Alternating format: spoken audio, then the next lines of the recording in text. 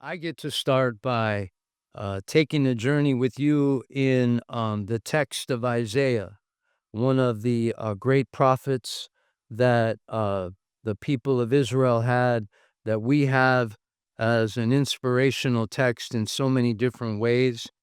And so we're gonna look at Isaiah 7, and there's so much going on in this chapter. I wasn't exactly sure where to start, but I think I'm going to start at verse 10 and just go verse 10 to 14. And I think when we get to 14, you're going to see why this is what we're sharing tonight. And then I'm going to talk a little bit about the narrative around that text and the time in history where these events took place. Um, and then I'm going to talk a little bit about that verse 14 and what's in that, the content that's there. And then maybe if we have some time, a little bit about how the application of what we're going to be talking about tonight, at least how I see it, and then maybe that might encourage you to see how you would apply it to your own life. So Isaiah chapter 7, verse 10. Again, the Lord spoke to Ahaz. Ask the Lord your God for a sign, whether in the deepest depths or in the highest heights. But Ahaz said, I will not ask. I will not put the Lord to the test. Then Isaiah said, Hear now, you, house of David, is it not enough to try the patience of humans? Will you try the patience of my God also? Therefore, the Lord himself will give you a sign. The virgin will conceive and give birth to a son, and will call him Immanuel. So, for those of us who have celebrated Christmas any number of times, I think we are very familiar with the songs that we sing during Christmas time, with the description of Jesus as Immanuel. And here is where it, I believe, is first noted in our sacred scripture. It's also found in Matthew in the nativity story, and therein lies the connection. But it's going to be kind of an interesting journey, and I hope you'll be patient with me as I kind of go through some of what I learned about the historical reality of where Isaiah, this prophet, a man amongst other selected men within the uh, within the tradition of Israel and the people of God. Isaiah was one individual amongst several who were, to put it lightly, they were characters. They were men who were called apart by God at a time in Israel's history where there needed to be an individual who had the capacity to stand up to some of the highest officials and speak on behalf of God words that often were very difficult to hear and often were not heard and were not heeded. But nonetheless, we had these precious individuals who were used by God to speak to authority, to speak to failure, to speak to deception, to speak to brokenness. And Isaiah, a classic among those prophets. So, a little bit of the context of the people involved in this short text. Um, Maybe it's pronounced Ahaz. I pronounced it Ahaz.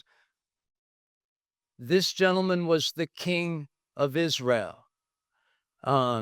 Actually, he was the king of Judah.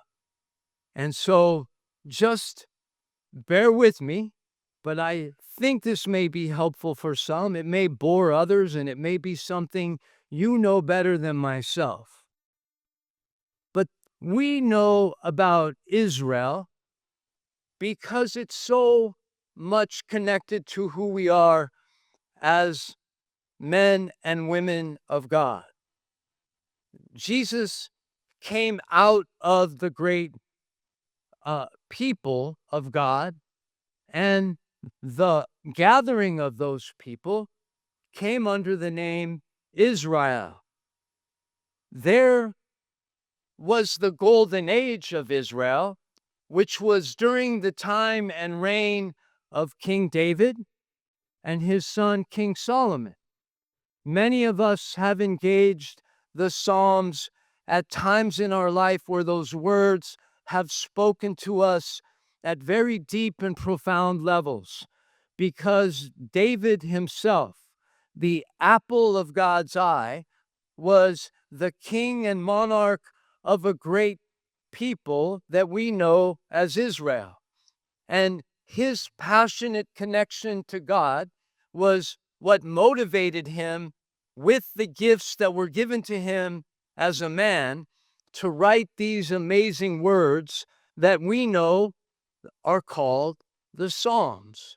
Psalm 23, a classic, often read at funerals, often read for people going through challenging times, read with words that contain God's sheer, defined pursuit of each and every one of us, that talk about the fact that no matter where we go, if it may be the darkest and deepest valley, that we have nothing to fear because the living God is with us.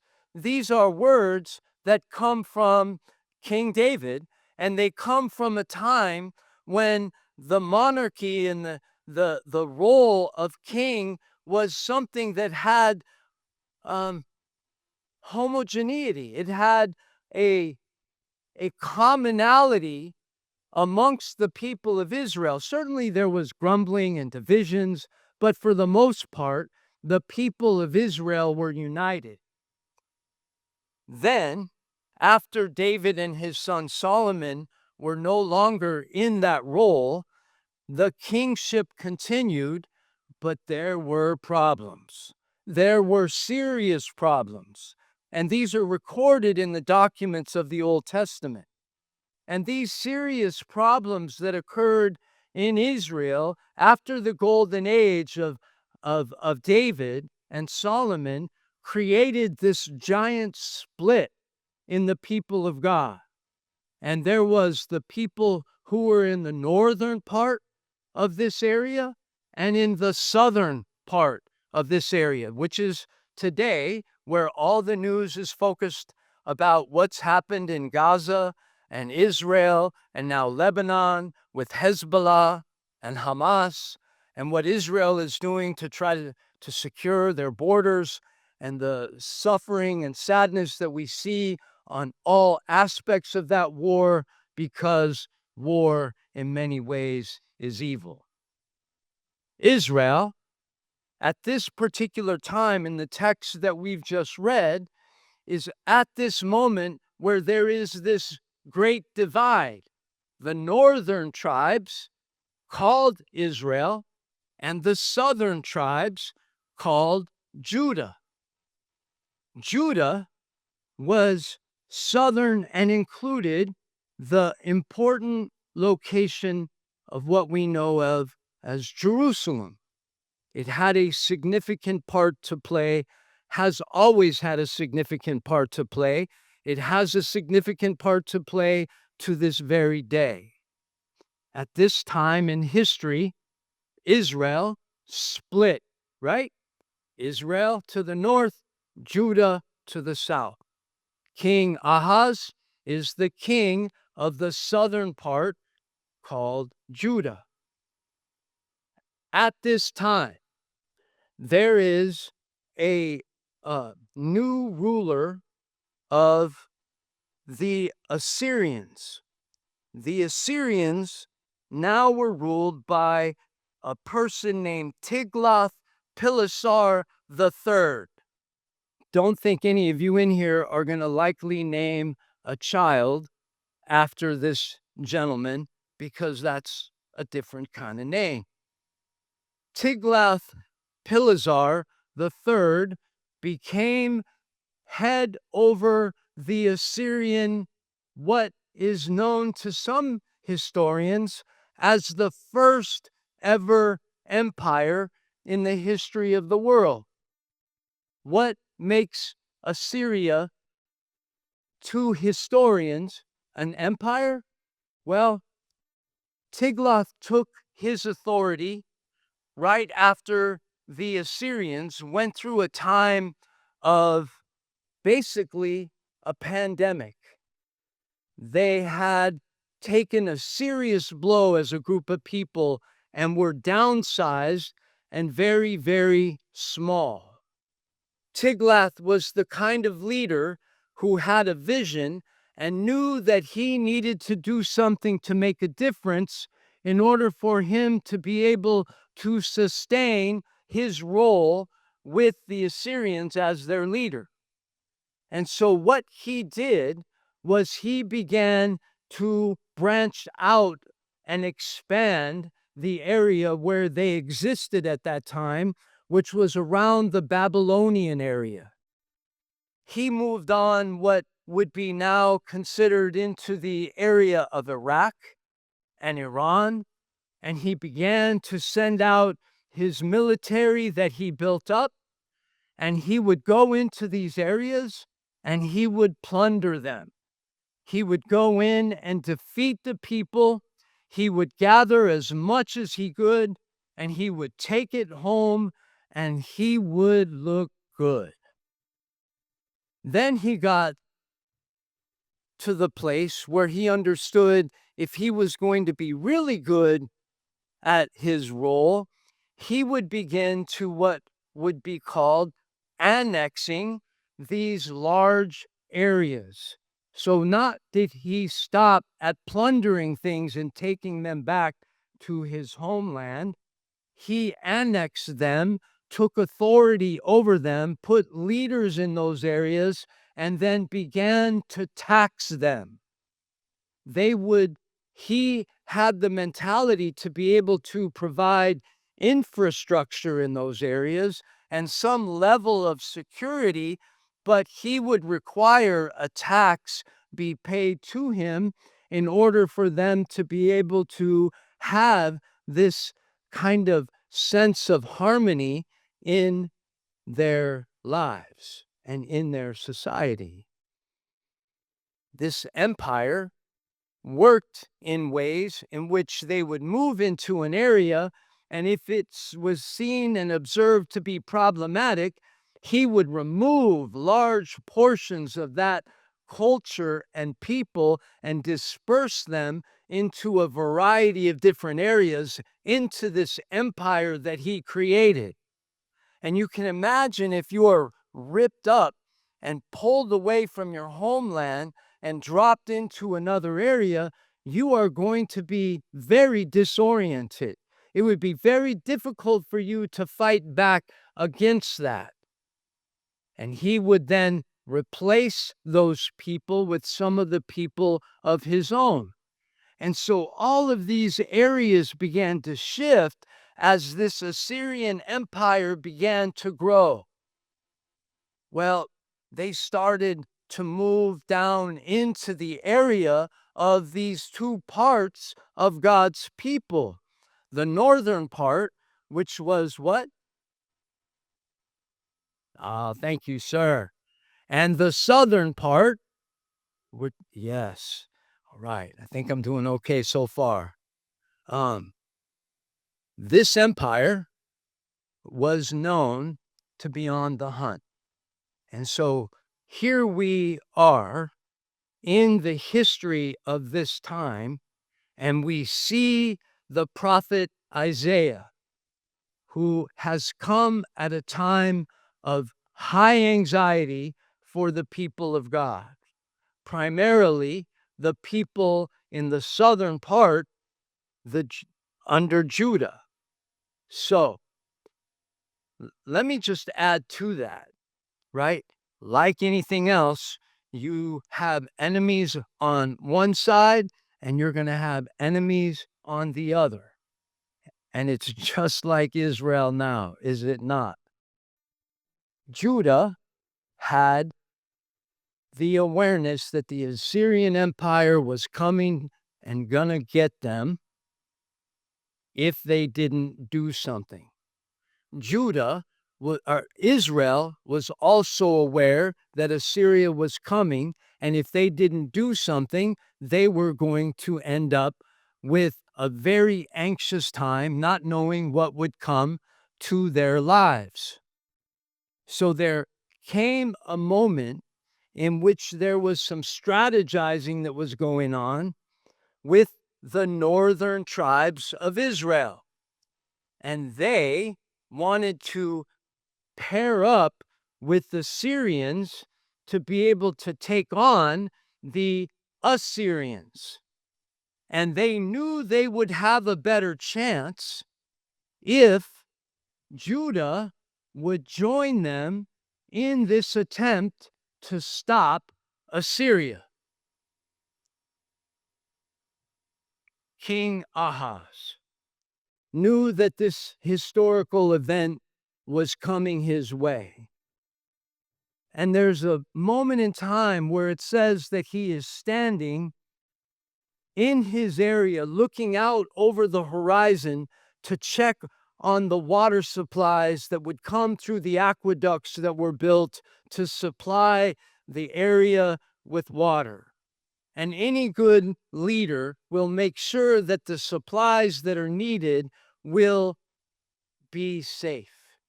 While he was there, we see Isaiah spots him and comes to him and says to him, I know that there is the temptation for you to align with Israel and Syria to fight in this battle.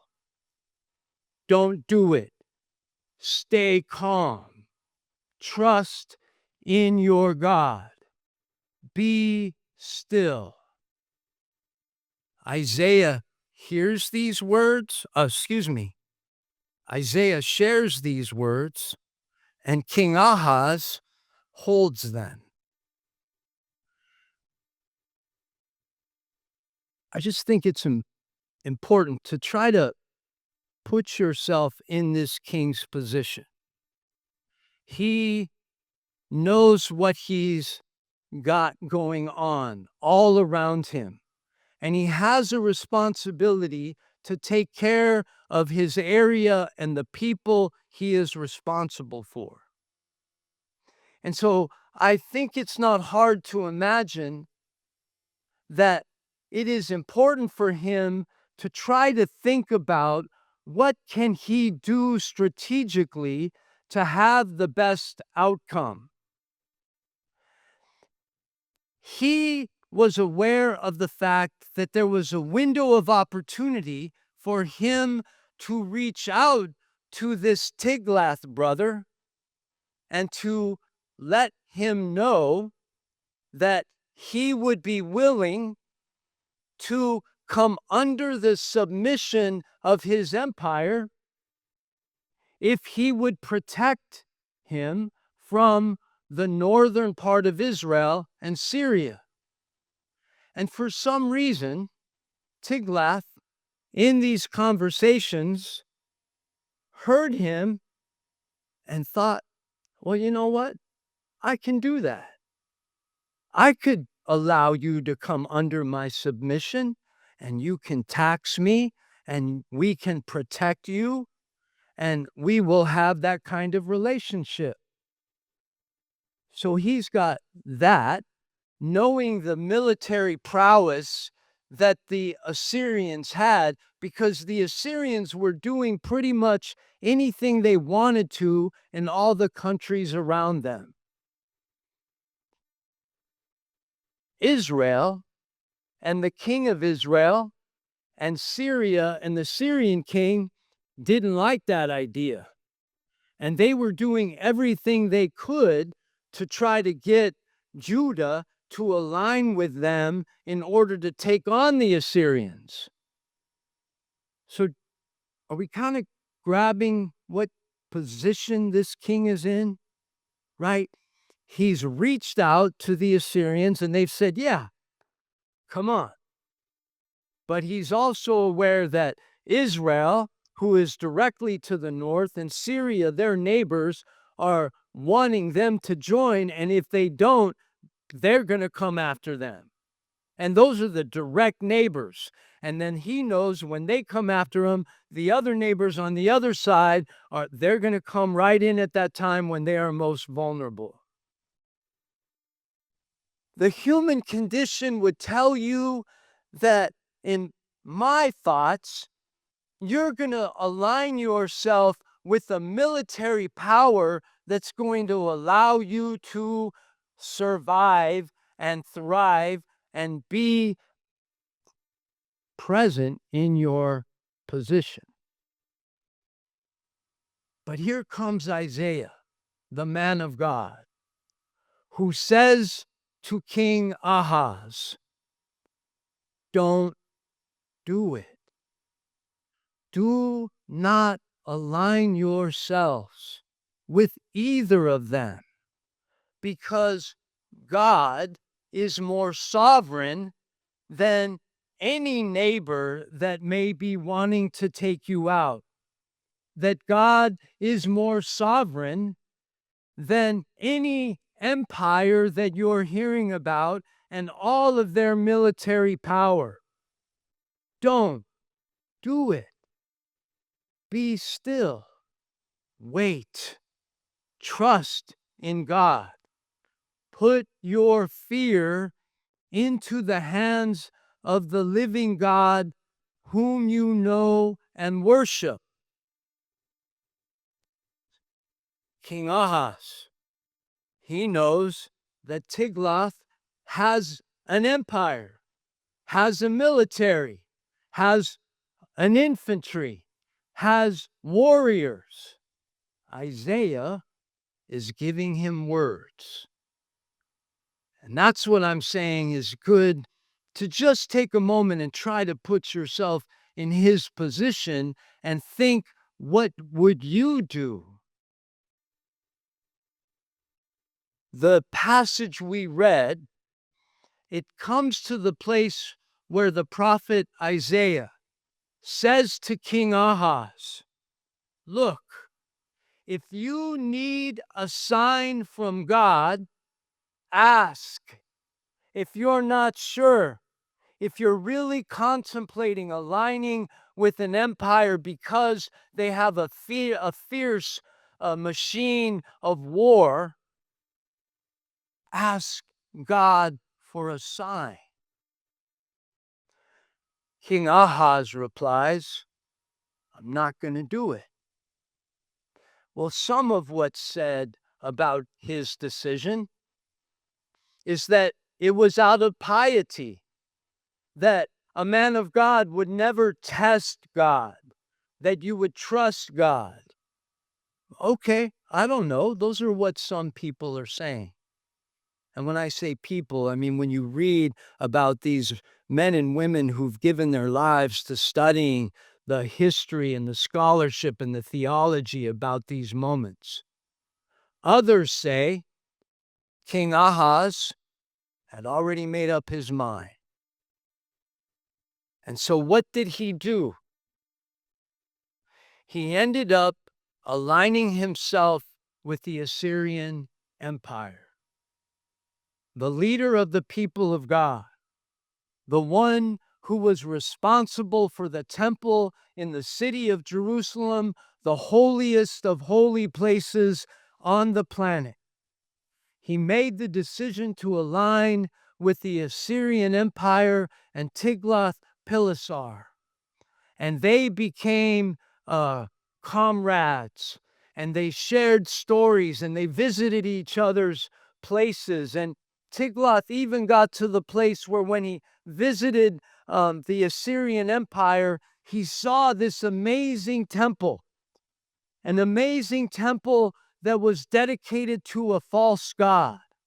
But he was at this time, so much consumed by this relationship that he made the decision to tell his people to build a similar altar to this false god within the temple of Jerusalem.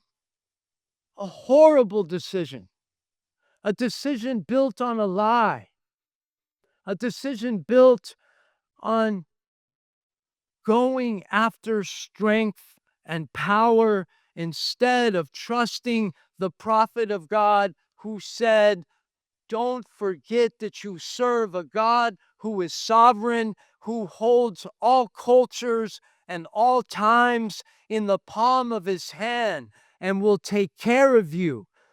Just wait. I don't know about you, but I know me, and sometimes I have the same exact problem.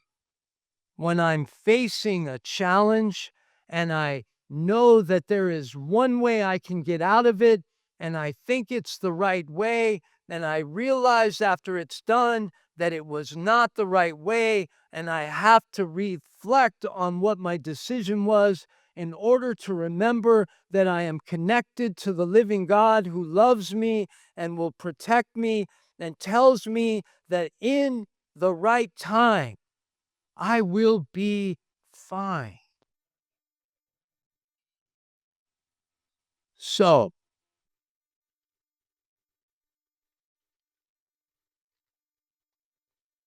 this is where it's a little interesting. And again, I appreciate your patience because this story that we just read, the text that we read, Isaiah says to King Ahaz, there will be a son born, and his name will be Immanuel. That word means with us is God. God with us. So prior to his decision, he told King Ahaz, you will see the birth of a newborn baby boy, and his name will be Immanuel. And before he is grown, everything that you have been fretting and fussing and worrying about will be long gone. And that, in fact, is the history that we read in the text of Isaiah and in 1st and 2nd Kings, where the narrative of this history of the people of God takes place. King Ahaz's partnership with the Assyrian Empire eventually comes to an end after it becomes incredibly distorted and disturbed and destructive. The people of God are no longer the pure, select individuals walking and trusting in the covenant relationship that God had established with them thousands of years ago, in which they could look back and see the number of things that God had taken them through. It ultimately came to this time in their history where the monarchy broke down and relationships were built with the wrong people, and ultimately it became a horrible mess. And King Ahaz heard that prophecy and then had to live with the effects that by the time this child was born, it was all gone. That's the package of that story with Isaiah and the king of Judah. So then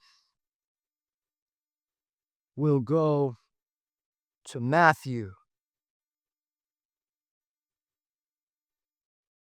Matthew chapter 1, verse 23.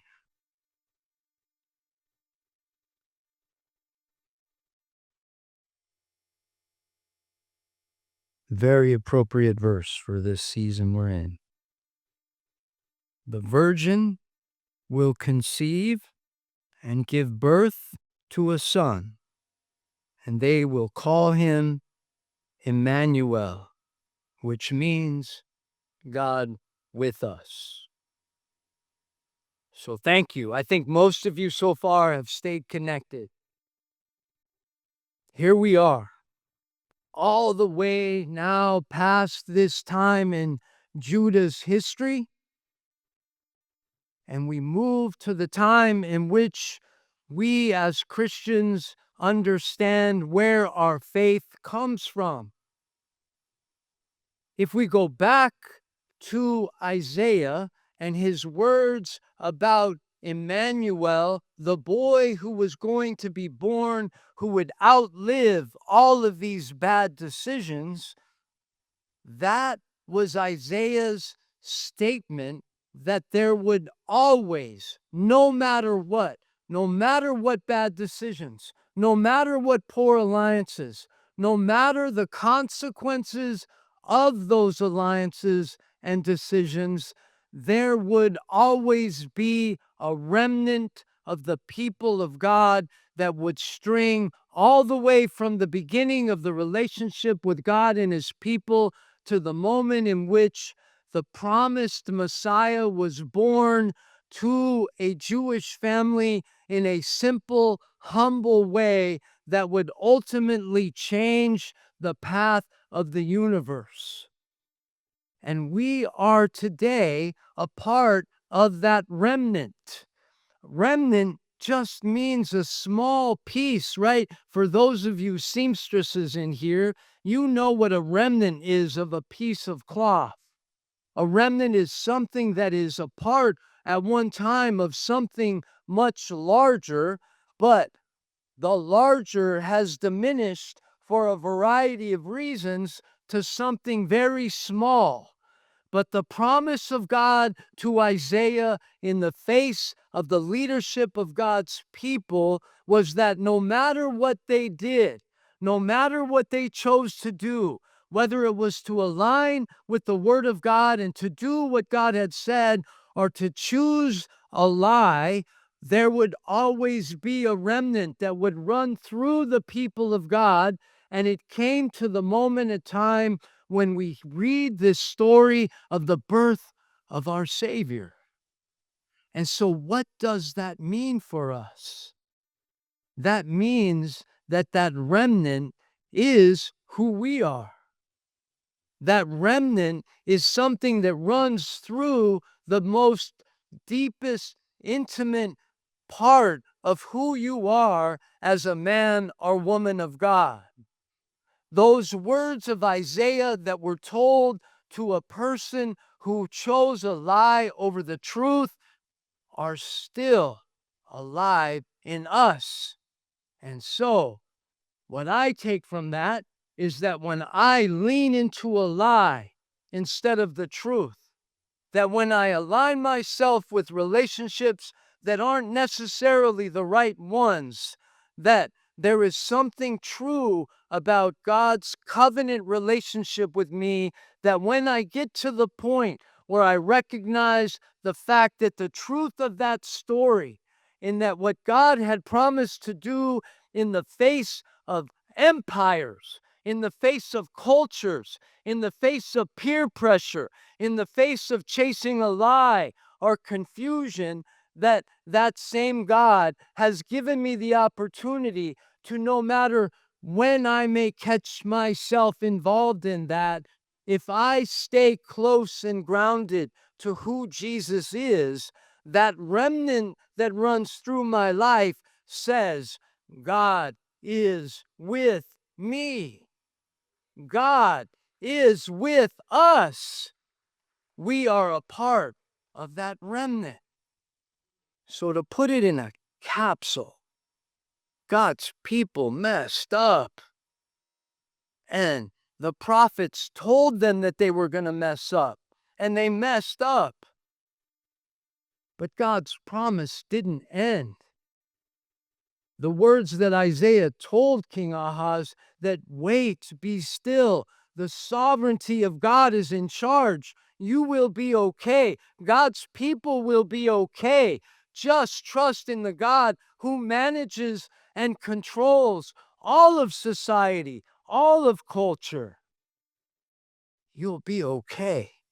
And here we are as a reflection of that. And what do we live in? We live in a culture and a society that is confused and messed up and lost and broken and hurting and chasing a lie. And we live in that. Hopefully, we're not of it, but we tap into it probably more than we ever should because we're human. But thank God we have the story of Immanuel in the gospel that tells us that Jesus, who was promised throughout this entire line, would be born in a manger. And we will be celebrating that on December 25th. And we will be celebrating it every time we need to remember the fact that no matter what, there will be a remnant always that will run through God's people, and they can trust and lean into that.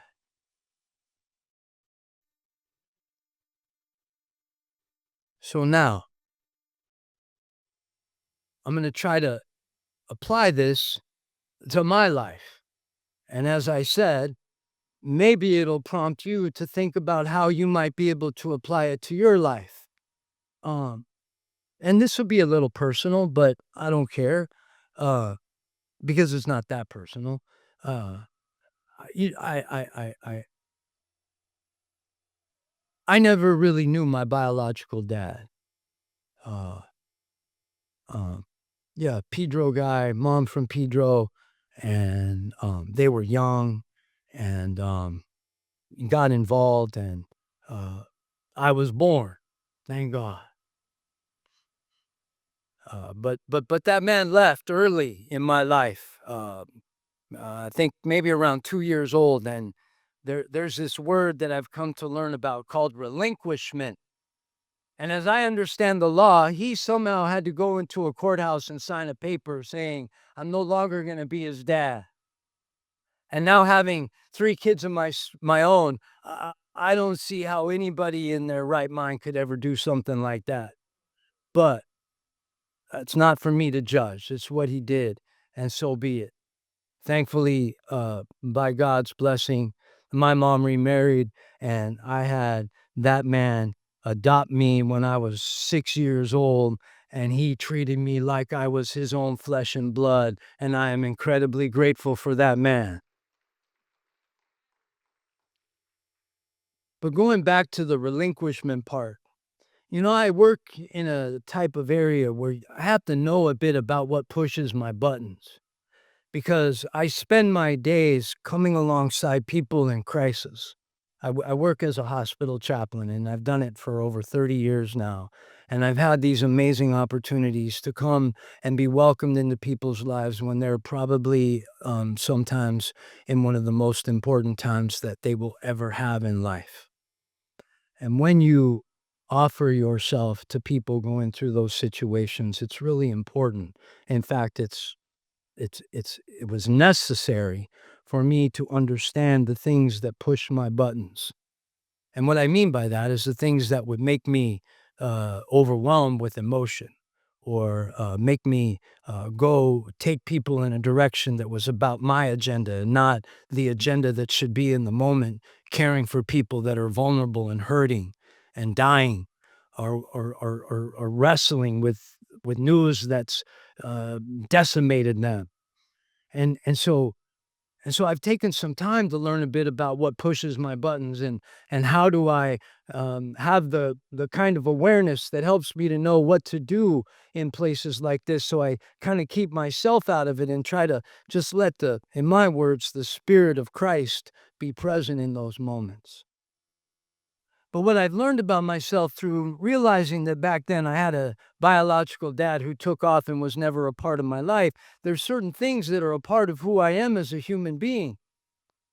And it has a lot to do with relationships. It has a lot to do with the fact that each and every one of us have relational dynamics in our life. We don't exist on an island. We're not people who can survive isolated. We're in relationship. And as you know and I know, relationships are hard, period. But they're beautiful. They keep us alive. And so some of the things that I learned about my life is that there's something about the fact that what I went through at that particular very impressionable, important time, developing as a child, and I know if you had the mic, you could tell us about the war stories you went through as a developing young child. We all got stories, right? But it's good to know yours, is I guess what I'm saying. And do what you can with it. No one's going to grade you. I'm not going to grade you, but do what you can with taking a moment to know the kinds of things that you went through in your life that make you who you are so you can be the better kind of person that Christ wants us to be when we interact with people. It's kind of hard to listen to a jerk talk about the gospel. But I am one sometimes. Just ask my kids. But the more I want is the more to learn about it and become better at being a human being. And I think that's the right thing as a man or a woman of God. And so what I'm trying to get to in the last few moments here is the fact that what I'm aware of is I have fears that come from getting into these relationships. And sometimes those fears are feeling like I'm just going to get sucked up and absorbed into that relationship where I won't even exist. I won't even have an ability to know my name or my identity or how I stand as opposed to who that other person is. And sometimes I have this fear that when I'm in certain relationships, I'm going to get annihilated, that there's going to be something that will just destroy me in that relationship. Now, I'm exaggerating. But the truth of the matter is I think there's a little bit of those dynamics whenever and in any type of relationship that I'm a part of. Man, sometimes I'm afraid of my teenagers. They scare me because I know they're smart. I know that they're wrestling with trying to find their own place in the world. I know they're trying to create their own sense of identity apart from mine. And I want them to stay connected to mine. And so when those dynamics come up where they're breaking free, I think they're being disrespectful, then I want to smack it out of them. When I know better, most of the time, they're just growing up. They're trying to find their way. And I need to find a way to love them and not let my garbage and my stuff get in the way from trying to love them and be there for them in the right way. So if you're a parent, you know that. If you're married, you know that. Oh, don't let me even go there. If you work with a team, you know that. My gosh, if you're driving down the freeway, you know that. I got all kinds of things that I'm raising up in judgment about people that I wish I could annihilate the way they're driving.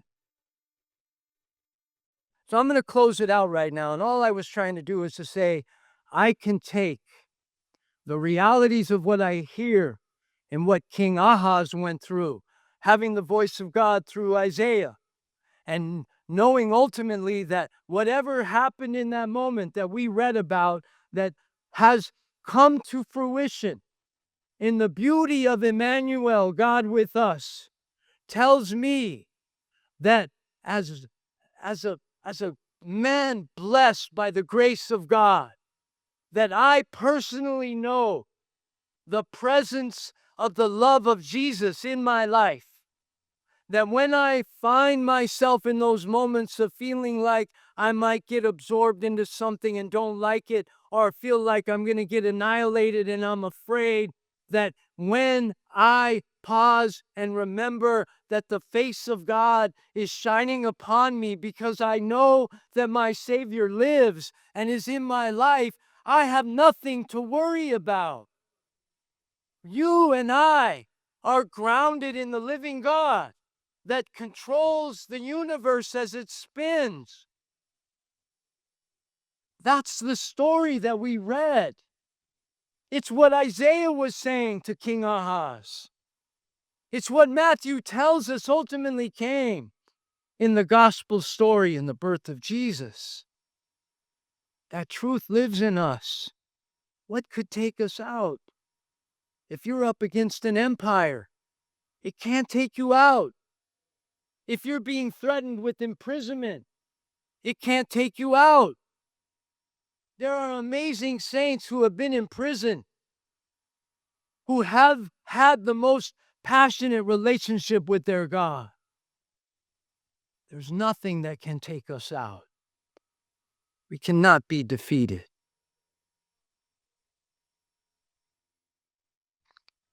I think I'm going to end right there. We're not alone. We're not alone. I'll tell you one more story. I think I shared this story one time.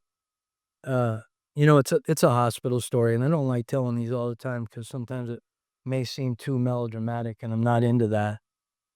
But man, I like holding people's hands when they'll hold my hand because it's just this sign of life. And I go through the hospital really, really early in the morning. It's just who I am. I'm a morning person, and I was walking down the hallway like I normally do, and I heard a man moaning in a room. And there wasn't any other caregiver around, and so I took it upon myself to walk into the room. And, man, hefty-looking guy, probably in his 40s, had a big brace around his neck that was holding it in place. And he reached out his hand, and he said, "Can you help me?" And I grabbed his hand, and I said, what, tell me." He goes, "I wanna die. I wanna die." And I knew this guy was in pain. And I was stuck. I was stumbling. Um, I'm not a cheerleader. I'm not gonna stand there and go, "Oh, come on, buddy, you can do it. Oh, look, the sun's coming up. You'll be fine." No, I'm not an idiot. This guy's story I did not know, but I knew there was a story there, and he was hurt and he was in pain. He wanted to get out of pain. I later learned that there were so many people that were trying to help him with his pain, and they couldn't help his pain. He didn't want to have this surgery, but his family talked him into having the surgery. The pain was intense. He wanted to die. And here's why I'm telling it is I don't know I don't know what I can do. I don't know what I can do for you, but I'm here. And he goes, he goes, "Do you have any music? I want to hear some music." And I went, "Wait, I got my phone." And, and he goes, "Can you play something? I like the Eagles. I like guitar." And I didn't have any Eagles. I go, "But you know what? I was driving up the freeway this morning and I was listening to Mavis Staples. And there's this incredible song by Mavis Staples. You're not alone. I'm with you." And I played that song in his ear. And it was the best gift I could give him. And in my humble opinion, Jesus was in that moment. And that man, 2 days later, he died. But if he was able to hear those words, and my presence at all was the presence of God with him, he died not alone. And I hope that when my day comes, and I think about it, I think about that day when I die, I hope that I won't fear because I won't be alone. May you have that blessing too.